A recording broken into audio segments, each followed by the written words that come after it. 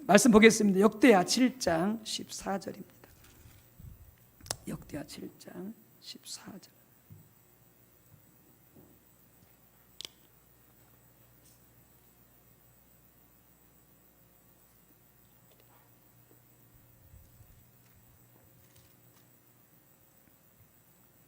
함께 합독하시겠습니다. 내 이름으로 일컫는 내 백성이 그들의 악한 길에서 떠나 스스로 낮추고 기도하여 내 얼굴을 찾으면 내가 하늘에서 듣고 그들의 죄를 사하고 그들의 땅을 고칠지라. 아멘. 또 역대하 34장 18절에서 28절입니다. 역대하 34장 18절에서 28절입니다.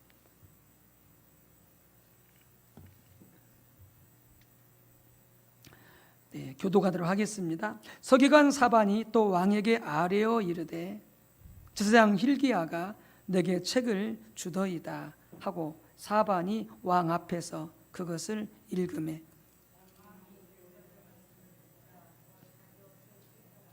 왕이 hil기야와 사반의 아들 아히감과 미가의 아들 압돈과 서기관 사반과 왕의 시종 아사야에게 명령하여 이르되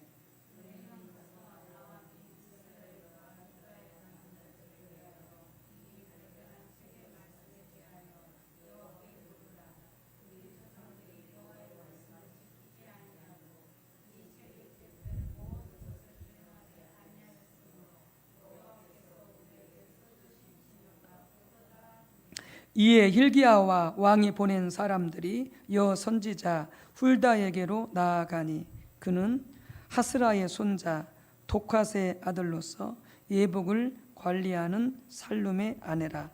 예루살렘 둘째 구역에 살았더라. 그들이 그에게 이 뜻을 전하매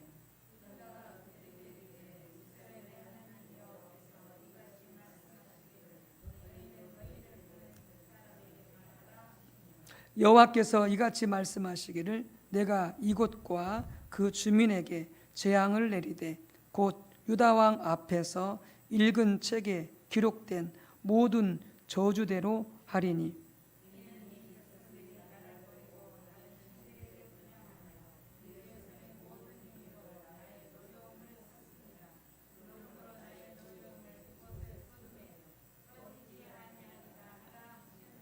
너희를 보내어 여호와께 묻게 한 유다 왕에게는 너희가 이렇게 전하라. 이스라엘의 하나님 여호와께서 이같이 말씀하시기를 내가 들은 말을 의논하건대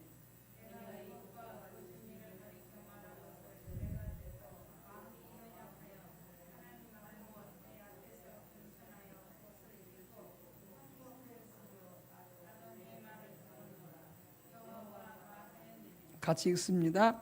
그러므로 내가 내게 너희 조상들에게 돌아가서 평안히 묘실로 들어가게 하리니 내가 이곳과 그 주민에게 내리는 모든 재앙을 내가 눈으로 보지 못하리라 하셨느니라. 이에 사신들이 왕에게 복명하니라. 아멘. 네, 신앙의 본질로의 회복입니다. 우리가 하나님을 떠났을 때에 나타나는 현상은 교회를 다니지 아니하는 것도 있지만 여전히 교회를 다니고 있으면서도 하나님을 떠날 수가 있다. 그 대표적인 것들이 바리새인들이 보여주는 것이고요. 또 예레미야 시대, 호세아 시대 이때에도 하나님의 백성들이 성전은 다니지만 열심히 제사를 드리고 제물을 드리지만 하나님은 그들이 너희가 나를 떠났다. 그리고 우상을 숭배하고 하나님 말씀에 순종하지 않고 있음을 또 그들이 불신앙 가운데 빠져 있음을 말씀을 하셨죠. 그래서 하나님을 떠났다라고 하는 것은 이렇게 교회를 다니지 않는 것뿐만이 아니라 하나님을 떠난 것뿐만이 아니라 교회를 여전히 다니고 있어도 우상을 숭배하거나 또 하나님 말씀에 순종하지 않거나 하나님을 믿음으로 살지 않는 세상을 의지하고 세상의 돈을 의지하고 사람을 의지하고 하나님을 의지하는 것보다 이렇게 살아가면 그게 불신앙이거든요. 그것은 뭐냐? 하나님을 떠난 것이거든요. 아니, 그랬을 때 우리는 다시 하나님께로 돌아와야 된다라고 하는 것이죠. 신앙의 본질을 회복해야 된다라고 하는 것이죠. 특별히 이 시대가 더더욱 그렇죠. 그래서 긴급하게 바로 신앙이 회복되어져야 할 때가 바로 이때이기도 합니다. 그러면 하나님께서 우리에게 회복되실 것입니다. 하나님께서 우리에게 찾아오셔서 우리 가운데 거하시고 하나님이 우리의 생명이 되어 주실 것입니다. 우리의 모든 삶 가운데 하나님이 함께 하셔서 놀라운 역사들이 나타날 것입니다. 미국 같은 경우에 지금 통계학적으로 이제 코로나가 언제 끝날지 모르겠습니다만은 이 코로나가 끝나갈 때쯤 되게 되어지면은 교회 성도들의 한 20% 내지 30%는 가난한 성도가 될 거다. 아예 교회를 나오지 않을 거다. 이렇게 예측하고 있습니다. 우리나라도 그렇게 될 거다. 그 이상이 됐으면 됐지 더 적지는 않겠죠. 그래서 정말로 이 시대에 정말 필요한 게 신앙의 회복인데, 그럼에도 불구하고 이런 코로나 시대에도 정말 참 신앙을 가지고 살아가면 하나님이 개인이든지 가정이든지 교회든지 강력히 함께 하시는 놀라운 역사를 경험할 수 있다라고 하는 것이죠. 그래서 우리가 신앙이 회복되려면, 하나님께로 돌아가려면 결국 회개를 통해서 우리 하나님께로 돌아갈 수 있겠죠. 그 회개에 대해서 잘 보여주는 구절이 오늘 역대하 7장 14절입니다.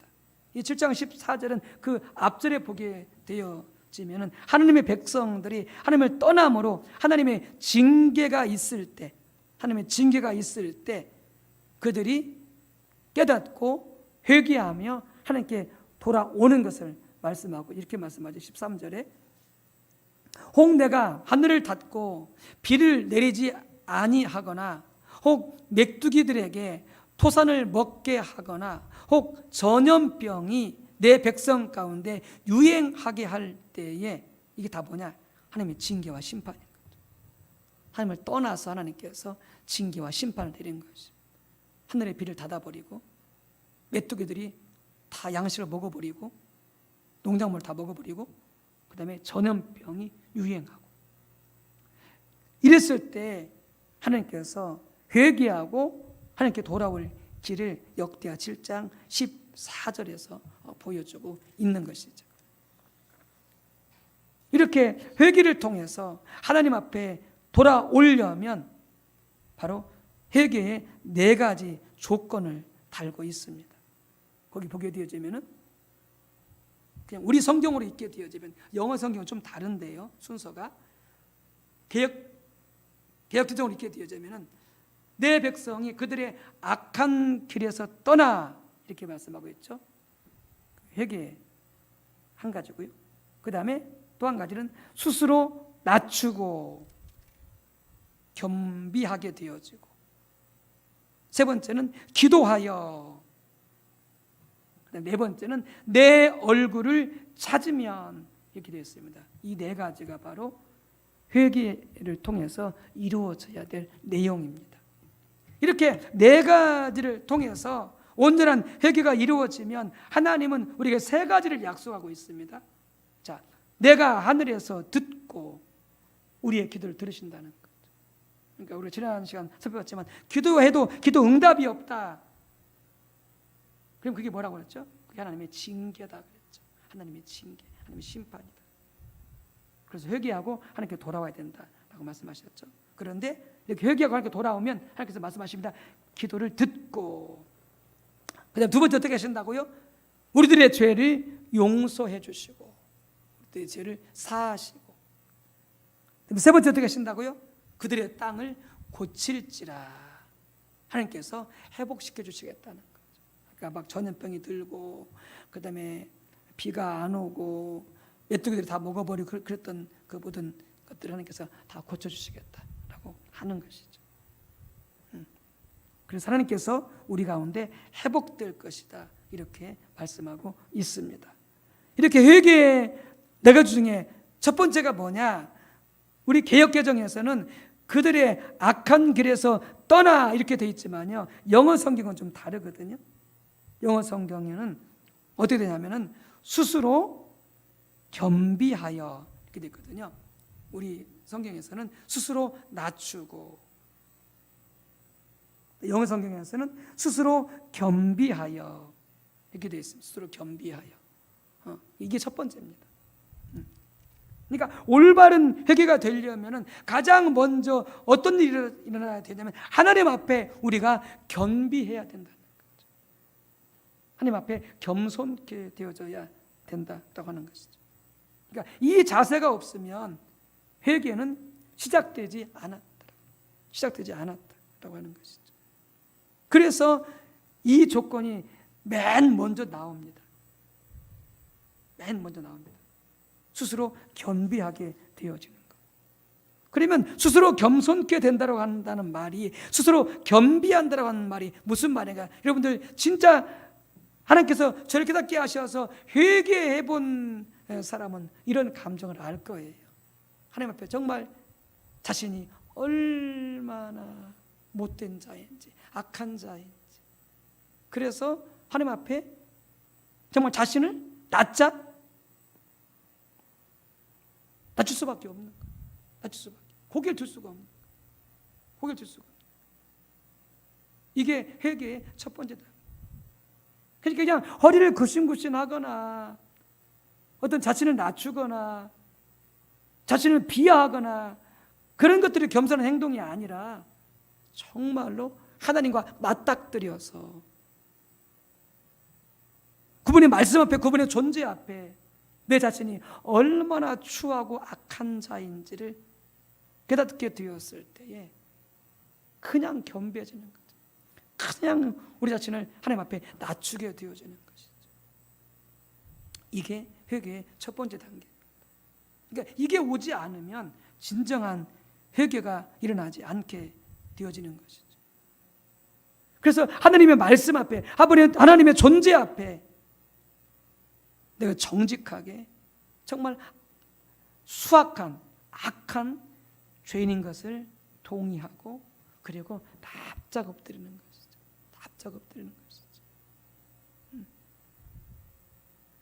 이런 예를 우리가 누가에서 볼 수 있느냐? 바로 요시야 왕에서 볼 수가 있습니다. 요시야 왕 시대, 요시야 왕은 경건한 왕이었는데요, 요시야 왕 시대에 하나님의 백성들이 하나님을 떠나서 하나님의 심판이 진행되고 있는, 그리고 또 장차 더 큰 심판이 있을 것이 예정되어 있는 바로 그 시대 가운데 요시야 왕이, 경건한 왕이 하나님을 믿고 있었던 그런 때거든요. 그런데 하나님께서 이미 요시야 왕 시대 그 왕은 경건했지만 그 조상들로부터 엄청난 우상 숭배 죄를 짓고 많은 죄를 저질렀기 때문에 하나님께서 이미 심판하시기로 계획을 세우신 것이죠. 이미 심판하시기로 하나님께서 결정을 내리신 것이죠.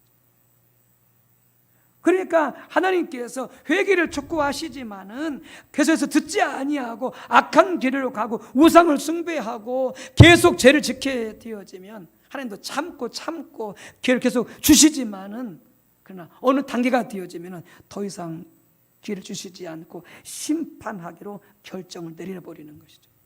더 이상 심판을 돌이키지 않는, 그게 소돔과 고모라상의 심판이었었고요. 그리고 오늘 요시야 왕 시대에 하나님께서 그 심판을 결정하고 더 이상 돌이키지 않겠다고 했던 그 시대가 바로 그때였습니다. 심판을 보류하시지 않았습니다. 심판은 번복하지 않습니다. 여러분, 그렇기 때문에 우리가 죄를 짓고서도 계속해서 그 길을 가는 것은 정말 위험합니다. 정말로 위험합니다. 기회가 있을 때 빨리 회개하고 하나님께로 돌이키는 게, 여러분, 그게 가장 지혜로운 것이죠. 가장 지혜로운 것이죠. 근데 하나님께서 요시야에게만은 하나님께서 심판하지 않으시겠다 이렇게 말씀하십니다. 그러니까 요시야 왕이 죽기까지는 하나님께서 떠나시겠다, 심판하시지 않겠다 이렇게 말씀하십니다. 요시야 왕은 네가 살 때까지는 내가 네 나라를 심판하지 않을 거야. 하나님 이미 심판을 결정하셨는데 요시야 왕이 통치하는 그 시대만큼 요시야 왕이 죽을 때까지는 내가 심판하지 않겠다 이렇게 말씀하셨거든요. 왜 그런지 아세요? 요시야가 회개했기 때문에 그렇습니다. 34장 27절에 보게 되어지면은 요시야 왕이 이제 성전을 보수하다가 거기에서 율법책을 발견하게 되어지거든요. 그리고 그 율법책을 왕 앞에서 이제 그 신하들이 읽어주게 되어집니다. 그 율법책 하나님의 말씀을 듣고 보니까 자기 백성들, 자기 조상들이 하나님 앞에 어마어마한 죄를 지은 것을 깨닫게 되어집니다. 각종 우상 숭배의 죄를 짓고 하나님을 떠나 그렇게 악하게 살았던 모습들이 다 보여지게 되어지니까 그때 요시야 왕이 어떻게 되느냐? 바로 자기 옷을 찢고 그리고 통곡합니다. 그러니까 말씀을 보기 전까지는 몰랐어요, 요시야 왕도. 그런데 말씀을 들어보니까 이미 하나님의 심판이 임하였고 하나님 임재가 거쳤잖아요. 그리고 이제 나라가 하나님의 심판 앞에 망할 수밖에 없는 그걸 깨닫고 요시야 왕이 통곡합니다. 자기 옷을 찢으면서. 네. 그리고 하나님은 이런 요시야 왕의 정말 통곡하고 회개하고 옷을 찢으며 자신을 겸손케 하는 이 모습을 보고서 하나님께서 그렇게 말씀하시는 거예요. 내가 너의 시대에는 심판하지 않겠다. 그리고 하나님이요 정말로 공의로우신 하나님이시거든요. 여러분 성경책 보세요. 얼마나 거룩하시고 의로우신 하나님이신지. 근데 하나님은요 또한 정말 하나님은 불쌍히 여기신 하나님이세요. 긍휼히 여기는 하나님이세요. 그러니까 여러분들 아무리 수악한 죄인이 악한 죄인이 정말로 자기를 깨닫고 하나님 앞에 회개하잖아요. 회개하지 않을 때는 당장 심판을 갖고 당장 뭐 어떻게 해볼 것 같은 하나님께서 근데 회개하잖아요. 하나님이 금세 마음이 돌아서 버립니다. 순식간에 마음이 돌아서요. 그리고 어떻게 해요? 용서해 주세요.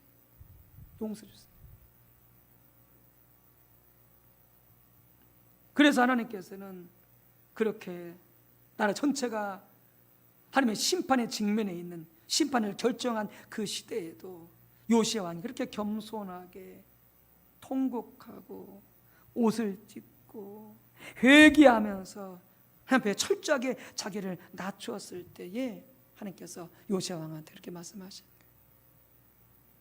내가 산날 만큼은 내가 이 백성을 심판하지 않겠다. 여러분 우리에게 회개할 때 저도 마찬가지고 우리 모든 성도들에게도 이 자세가 필요합니다. 많은 죄를 짓고서도 명백한 죄를 짓고서도 우리가 하나님 말씀 앞에 정직하게 대면하지 않으려고 하는 것이 이 시대잖아요. 그래서 죄를 지었음에도 불구하고 자신을 정당화시키고 여러 가지 핑계를 대고 다른 사람들과 비교해서 적당히 넘어가고 자신의 죄를 직면하기를 싫어하고 그리고 또한 심각하게 죄를 다루는 메시지를 원치 않고 그냥 우리가 듣고 싶은 메시지만을 들으려고 하는 시대가 바로 이 시대라고 하는 것이죠. 그런 자세를 가지고는요, 여러분 절대로 올바른 회개가 일어나지 않습니다. 하나님께 돌아갈 수 없습니다.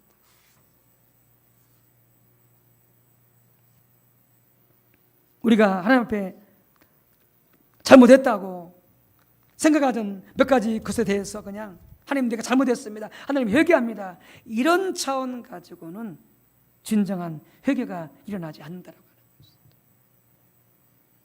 말씀 앞에 내 심령이, 내 영이, 나의 전 존재가 말씀 앞에 하나님 앞에 부닥치고 거기서 깨어지고 내 존재 현실을 깨닫고 그리고 정말 하나님 앞에 한없이 내가 주님을 깨닫고 느낄 수밖에 없고 그래서 낮출 수밖에 없는.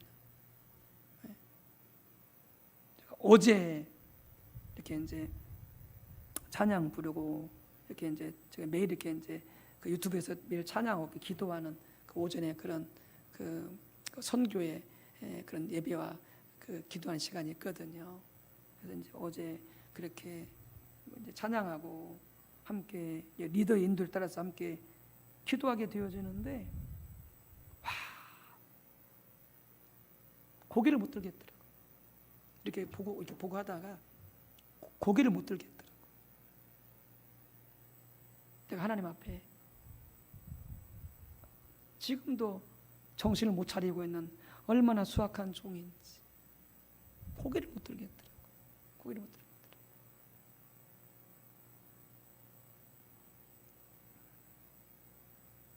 정말로 말씀에 부닥치게 되어지면, 정말 하나님을 만나게 되어지면 하나님 앞에 어떤 존재인지가 보여지거든요. 하나님 앞에 내가 어떤 사람인지 보여지거든요. 여러분, 그러면 정말로 겸손해질 수밖에 없습니다. 납작 엎드릴 수밖에 없습니다. 진정한 회개가 일어나게 되어지는 것이죠. 이게 첫 번째 단계입니다. 이 단계가 요시야 왕이 그렇게 하나님 앞에 회개했던 것이죠. 그다음 두 번째가 뭐냐? 그 다음에 기도하는 것이죠. 근데 우리가 일반적으로 말하는 그런 기도가 아닙니다. 여기서 기도하는 것은 이런 의미입니다. 마태복음 7장 7절에서 8절에 보게 되지면은 예수님이 기도에 대해서 중요한 기도의 가르침이죠. 세 가지를 말씀하십니다. 이게 뭐냐면 구하라, 찾으라, 문을 두드리라 라고 하는 것이죠. 구하라, 찾으라, 문을 두드리라. 그러니까 첫 번째 회개하는 그 회개의 조건이 스스로 겸비하게 되어지는 것, 하나님 앞에 낮아지는 것이라고 말씀드렸잖아요. 여러분, 그렇게 되려면은 하나님의 기준이 말씀을 통해서, 하나님의 임재를 통해서 하나님의 기준이 나한테 보여지는 것이죠. 그 하나님의 그 기준 앞에 내가 얼마나 하나님 앞에 떠나 있고 얼마나 악한 자인 것인가를 우리가 보게 되어지는 것이죠. 그래서 정직하게 하나님이 지적하신 대로 동의할 수밖에 없고, 그리고 회개하면서 우리는 낮아지게 되어지는 것이 첫 번째 단계라고 한다면, 두 번째는 첫 번째서 보셨던 하나님의 그 기준, 하나님의 말씀, 그 말씀 앞에 내가 어떤 존재인지가 보여졌잖아요. 악하고 그 말씀 앞에 내가 미달되어 있고 하나님을 떠나 있고 하나님 마음 아프게 했던 것들이 보여지잖아요. 그 하나님의 그 기준에 도달하기 위해서 내가 하나님을 구하고 찾고 두드리는 단계가 이 두 번째 단계입니다. 그 기준에 도달하기 위해서, 그 기준에 세워지기 위해서 내가 찾고 구하고 두드리는 단계가, 이것을 갖다가 기도하는 단계다, 이렇게 말씀하고 있는 것이죠. 여러분, 그러니까 요시야 왕이 그 말씀을 듣게 되어지면서 자기들의 조상들이 자기들이 우상을 숭배하고, 그리고 자기들이 하나님 앞에 얼마나 악한 일을 저질렀는지를 그가 깨닫게 되어졌잖아요. 그 다음에 취한 행동이 뭐였느냐? 이 요시야 왕이 신하들을 갖다가 불러들여서, 그래서 그 당시 여선지자 훌다에게 보냅니다. 너희는 가라. 그리고 그 당시 여선지자인 훌다에게 바로 하나님께 물어봐라. 하나님께 물으라고 해라. 우리가 지금 하나님을 떠났고 우상을 숭배했고 우상들로부터 지금까지 악한 일만 저질렀는데 하나님이 뭐라고 말씀하시는지 가서 그 선지자에게 이야기하고, 선지자가 하나님의 말씀을 듣게 되어지면 가서 듣고 와서 다시 이야기해달라, 이렇게 말씀하고 있는 거예요. 그러니까 요시야 왕이 그냥 그렇게 악한 모습을 보았으니까 깨닫고 회개한 것으로 끝나지 않고, 그다음 뭘 지금 찾는 거예요? 지금 구하고 찾고 두드리는 거예요. 하나님이 뭐라고 말씀하시는지, 하나님이 뭐라고 말씀하시는지, 하나님의 뜻이 무엇인지, 하나님의 길이 무엇인지, 우리가 어떻게 해야 되는지, 우리나라가 어떻게 해야 되는지 하나님께부터 듣고 싶은 거예요, 요시야 왕. 그래서 사람을 보낸 거예요. 신하들을 보낸 거예요. 이 과정이 뭐다고요? 이 과정이 구하고 찾고 두드리는 과정인 것이죠. 하나님을 떠났습니다. 많은 우상들을 섬겼습니다. 그런데 이제 우리나라가, 우리가 하나님께로 돌아가기를 원하는데 우리가 어떻게 해야 되겠습니까? 라고 그렇게 알기를 요시아가 원했던 것이죠. 그러니까 하나님의 기준에 자기 나라가 도달되어지기를 원했던 것이죠. 어떤 목사님이 어느 시골의 교회 가서 믿음에 대해서 말씀을 나누었습니다. 우리도 믿음에 대해서 많이 이야기하잖아요. 그래서 오직 우리 신앙생활 넘어서 지금 말씀을 살펴보고 있는데, 오직 우리 신앙생활은 오직 믿음에 의한 삶이다. 처음부터 끝까지 오직 믿음에 의한 삶을 살아야 된다. 하나님을 믿는 믿음, 예수를 믿는 믿음, 그 믿음으로 오직 살아야 된다. 그러면서 그 말씀을 전할 때에 그 교회 가운데 이 목사님이 보여지기에 마지막 스크린에 비춰지는 것처럼 선명하게 하나님의 기준이 하나님의 백성들에게, 성도들에게 보여지면서 그들이 하나님의 말씀대로 살지 않고 있음을, 정말로 믿음으로 살고 있지 않음을, 그것이 쫙 보여진 것입니다. 교회 가운데, 하나님의 백성들 가운데. 그러니까 오직 어떤 어려운 상황 속에서도 하나님만 의지하고 살아야 되는데, 그 어려운 상황 속에서 하나님만 의지하고 붙들고 사는 것이 아니라 인간의 수단과 방법을 동원해서 살려고 하고, 그리고 사람을 의지해서 살려고 하는 이 불신앙의 삶이 철저하게 보여진 것입니다. 철저하게 보여진.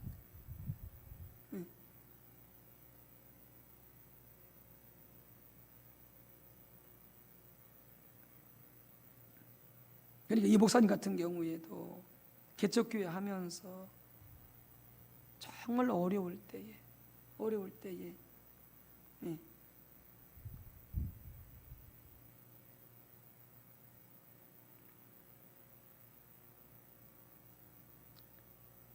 형제들이 살만하잖아요. 근데 형제들을 찾아가지 않습니다. 형제들에게 자기들의 어려운 이야기를 하지 않아요. 그 어려운 개척교회. 그리고 하나님이 그냥 주시는 대로 먹고 살아요. 주시는 것만큼 먹고 살아요.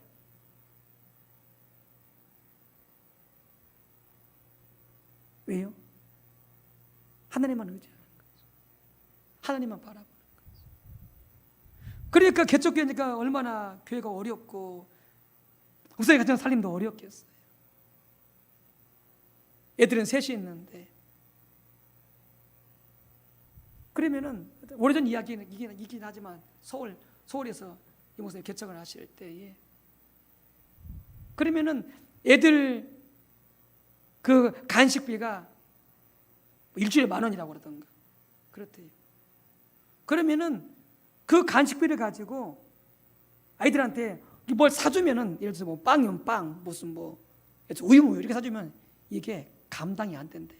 그러니까 어떻게 하냐면은 멀리 가락시장까지 가서 그들의 일주일 용돈을 가지고 간식을 만들 거리를 갖다가 사와서 만들어서 해주는 거.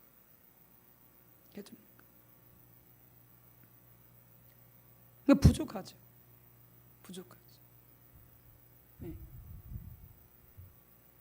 그런데 놀라운 것은 이렇게 아무한테도 이야기하지 않고 오직 하나님께만 기도하고 하나님만 의지하고 살아갔는데요, 하나님 어떻게 공급하시느냐. 예를 들어서 이렇게 이제 정류점을 지나간다. 정류점을 지나가게 되어지면은, 그러면은 이렇게 지나갈 때 이렇게 삼겹살이 먹고 싶다, 이 생각이 딱 든대요. 사모님 이렇게 지나가면서 삼겹살이 먹고 싶다. 근데 못 사잖아요. 돈이 없으니까 그냥 지나간대. 그러면 그 다음 날 어김없이 삼겹살이 들어온대. 오리고기가 들어오지 않고, 쇠고기가 들어오지 않고요, 매출하게 들어오지 않고요, 정확하게 삼겹살이 들어온대. 또 과일 가게를 지나가요. 가게를 지나가는데 복숭아가 먹고 싶어. 근데 못 사. 돈이 없어. 근데 그 다음날 되면은 정확하게 복숭아가 들어온대. 사과가 아니고요, 수박이 아니고요, 참외가 아니고요, 정확하게 복숭아가 들어온대. 그런 일이요 수도 없이 났다. 근데 어떻게 오느냐? 성도가 방문하든지 무슨 친척이 방문하든지 무슨 친구가 오든지 약간 희한하게 온다는 거예요. 왜요? 철저하게 하나님만 의지하고 사니까. 이 목사님이 개척교회를 하시면서 교회가 어렵기도 하고 그러니까 이분이 이렇게 사례비를 안 받겠다고 한 거예요. 안 받겠다고 한 거예요. 근데 개척교회 하면서 사례비를 안 받으니까 어떻게 살아요? 그런데 그 당시 그 교회 성도님인지 다른 교회 성도님인지 모르겠는데 치과 의사가 있었대요. 치과 의사가 있었는데 그분이 그러더니 목사님 제가 매달 50만 원씩 생활비로 드리겠습니다 그러더래요. 근데 목사님이 그분한테 무슨 형편을 얘기한 것도 아니에요. 사정을 말한 것도 아니에요. 자기 스스로 결단하고 이렇게 한 거예요. 우리는 어떻게 삽니까? 어려우면 온갖 인간 수단과 방법을 다 동원하고 사람을 의지해서 살려고 하는, 이게 믿음이 한 삶이 아니라는 거예요. 아무리 어렵고 힘들어도 오직 하나님만 의지하여 사는 것이보다 이게 믿음의 삶이라고 하는 거예요. 이 말씀을 전하고 났더니 성도들이 막 회개하고 울고 난리가 나요. 그동안 하나님 의지하지 않고 믿음으로 살지 않고 인간의 수단과 방법을 살려고 했었던, 사람을 의지했었던 이런 불신앙의 죄를 철저하게 회개하고 그리고 하나님만을 의지하며 살겠다라고 그렇게 회개하면서 결단한 거예요. 하나님 뭐라고 말씀하시느냐? 그렇게 성도들이 회개하는 게 바로 이 회개의 첫 번째 단계라는 거예요. 스스로 겸비케 되어지는 거예요. 그 하나님 말씀 앞에 자신들의 살아온 모습들이 보여지면서 자신들이 하나님을 믿지 않고 불신하고 살았던 것을 철저하게 회개하고 가슴 아파하고 막 가슴을 치면서 무릎을 꿇고 하나님 앞에 회개했던 이 모습이 뭐냐? 첫 번째 단계라고 하는 거예요. 아직 안 됐다는 거죠. 회개했다고 바로 믿음으로 살 수 있느냐? 그게 아니라는 거예요. 그 다음에 뭐냐? 이 두 번째 단계가 필요하다. 기도하는 거예요. 어떻게 해야 내가 하나님만을 믿고 의지하며 살 수 있는지, 그걸 어떻게 한다고요? 계속 찾고 연구하고 성경을 읽고 또 말씀을 배우고 그리고 기도하고, 이 과정이 있어져야 믿음으로 사는 삶으로 바뀌어갈 수가 있다는 거예요. 회개했으니까 바로 그러면 사람 의지하지 않고 인간성과 방법을 행하지 않고 바로 하나님 의지로 살 수 있느냐? 그게 아니라고 하는 거예요. 이게 우리가 지난 주까지 예배 때 살펴봤잖아요. 예배에서도 많은 원칙들이 있잖아요. 원리들이, 예배 원리들이 있잖아요. 하나님의 얼굴을 구해라, 마음을 다해서 온 가사에 마음을 실어서 오직 하나님 앞에 예배하라, 염려하지 말고 두려워하지 말고 다 내려놓고 오직 하나님만을 기뻐하고 감사하면서 마음껏 그분을 예배하는, 여러 가지 그런 예배에 대한 원칙들이 있잖아요. 그런 부분들을 다 기록하고 마음에 새기고 그렇게 예배하기 위해서 하나님의 은혜를 구하고 또 실제로 그렇게 예배하기 위해서 힘을 쓰고, 이런 과정들이 뭐라고요? 바로 여기서 말하고 있는 두 번째 기도하는 단계라고 하는 거죠. 실제로 믿음으로 살기 위해서, 실제로 진정한 예배를 드리기 위해서 연구하고 말씀을 듣고 깨우치고 그리고 그렇게 또 예배드리고 그렇게 믿음으로 살기 위해서 기도하고 하나님의 은혜를 구하고, 이 과정 다 자체가 뭐다고요?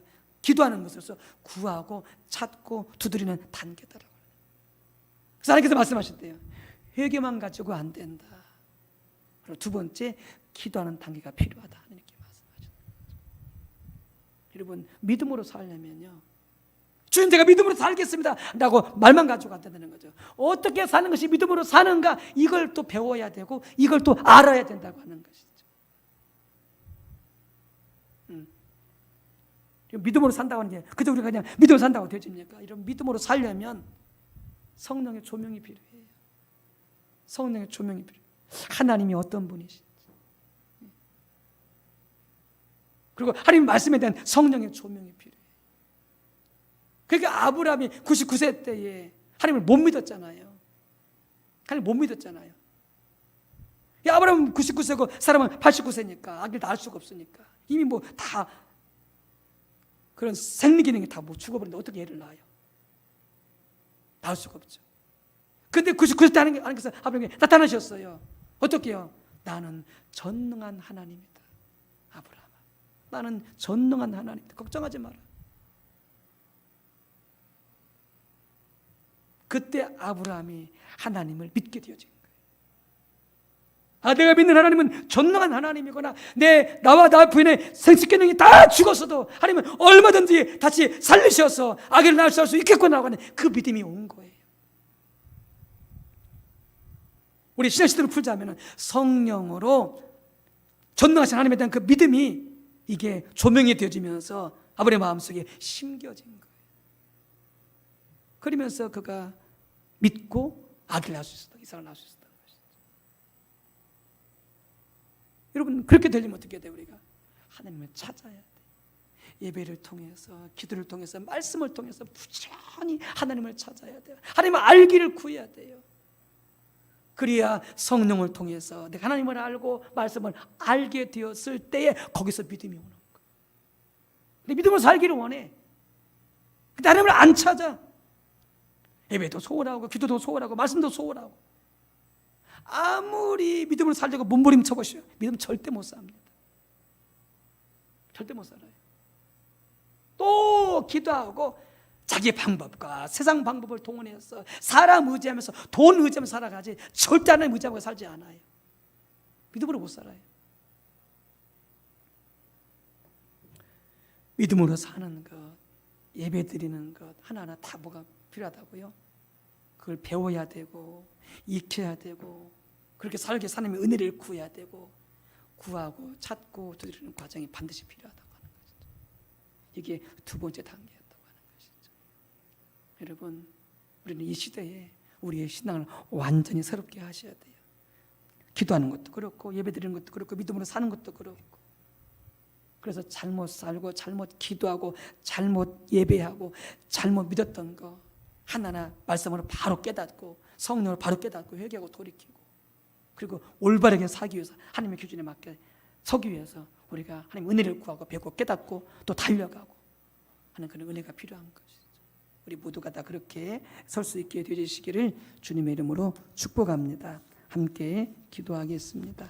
할렐루야. 주 여호와 하나님, 우리 아빠 아버지 감사하고 감사를 드립니다. 하나님, 참으로 우리가 우리의 죄를 모릅니다. 우리 가정의 죄를 모릅니다. 우리 교회의 죄를 모릅니다. 이 민족의 죄를 모릅니다. 성령님 임재하여 주시어서 하나님의 말씀을 들려주시어서 우리가 하나님 앞에 어떤 죄를 짓고 있는지, 우상을 숭배하고 있지는 않는지, 우리 마음속에 우상이 들어와 있지는 않는지, 우리 안에 불신앙은 없는지, 우리 안에 불순종은 없는지 그 하나하나 세밀하게 세세하게 깨닫게 해주시어서 그 하나님의 말씀 앞에, 하나님의 임재 앞에 우리 존재를 깨닫고 철저하게 요시야 왕처럼 옷을 찢고 아버지 정말 통곡하며 자신이 겸손하여 회개하는 은혜가 있게 도와주시옵시고 하나님의 그러므로 기준에 도달하기 위해서 말씀을 읽고 말씀을 듣고 말씀을 배우고 말씀을 연구하고 기도하고 하나님 제시하신 그 기준을 따라 살기 위해서 아버지 은혜를 구하며 달려가는 그런 귀한 신앙으로 우리 모두가 다 세워지도록 성령님 도와주시옵소서. 하나님의 은혜가 함께하여 주시옵소서. 예수님의 이름으로 기도 올리옵나이다. 아멘.